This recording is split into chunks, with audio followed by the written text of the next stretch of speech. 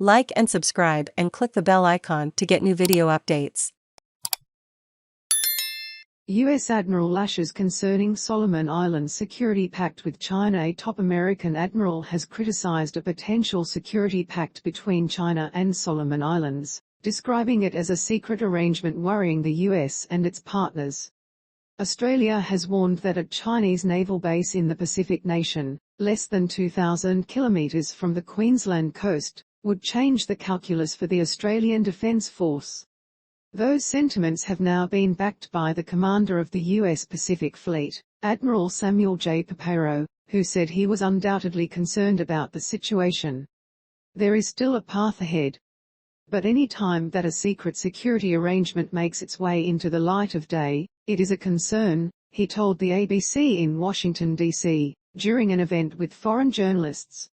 And it is a concern for all of our partners throughout the Western Pacific and notably, Australia, New Zealand. And so that revealed security arrangement in the Solomons is very concerning to us. Last week Solomon Islands Prime Minister Manasseh Sogavare lashed out at critics of the draft Chinese security, saying their comments were insulting. Mr Sogavare said the deal was ready to be signed, but insisted existing security arrangements with Australia would be maintained and there were no plans to allow a Chinese military base. Papua New Guinea's Prime Minister James Marape has also weighed into the controversy over the security agreement. Australia has been trying to rally Pacific Island states to press Solomon Islands over the pact, with Scott Morrison ringing regional heavyweights including Mr Marape and Fiji's Prime Minister Frank Bainimarama to express concern. Mr Marape told the ABC that PNG and other Pacific states were conscious of what is taking place in Solomon Islands, and he had had conversations with his Solomon Islands counterpart. He said Mr Sogavare assured him there were no plans for China to establish a military base in the country, and that the agreement was focused on offering police support. But Mr Marape also suggested that Papua New Guinea and other Pacific countries were in the best position to provide police support, saying we stand ready to work side by side in upskilling and training police, and having more police engagements into Solomon Islands if they require help. Australian and Papuan police are already in Honiara as part of a regional police mission to help stabilise the country in the wake of the riots last year. Potential Indo Pacific conflict within a couple of years. Admiral Paparo backed warnings from Defence Minister Peter Dutton of a growing potential for armed conflict in the Indo Pacific region that Australians needed to be realistic about.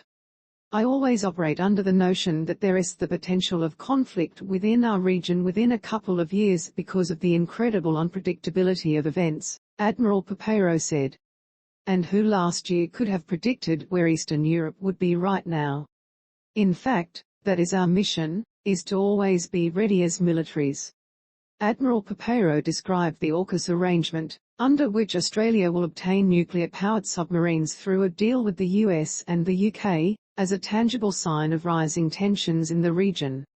Read more. He also warned that China would be watching Russia's invasion of Ukraine in the context of its own claims over Taiwan. Undoubtedly, the PRC, People's Republic of China, is watching what has happened in Ukraine and taking notes and learning from it, he said. And there will be learning and there will be adjustments to the extent that they are able to learn from it. And they will improve their capabilities based on what they learn at this time.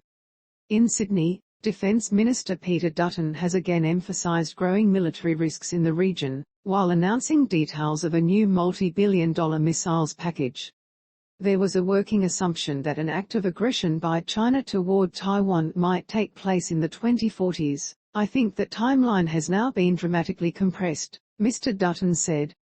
And when we look at what has happened in Ukraine, there is the prospect of Russia going into Poland or somewhere else in Europe, and that would be a repeat of the 1930s, and that is not something that we should allow to happen. Mr Dutton confirmed the federal government would fast-track the purchase of US-made joint air-to-surface standoff missiles for Australia's Super Hornets, and Norwegian naval strike missiles for warships. U.S. defense giants Raytheon and Lockheed Martin have also been announced as leading the $1 billion Sovereign Guided Weapons program, with the aim of eventually producing missiles domestically. Posted 22 hours ago, updated 22 hours ago.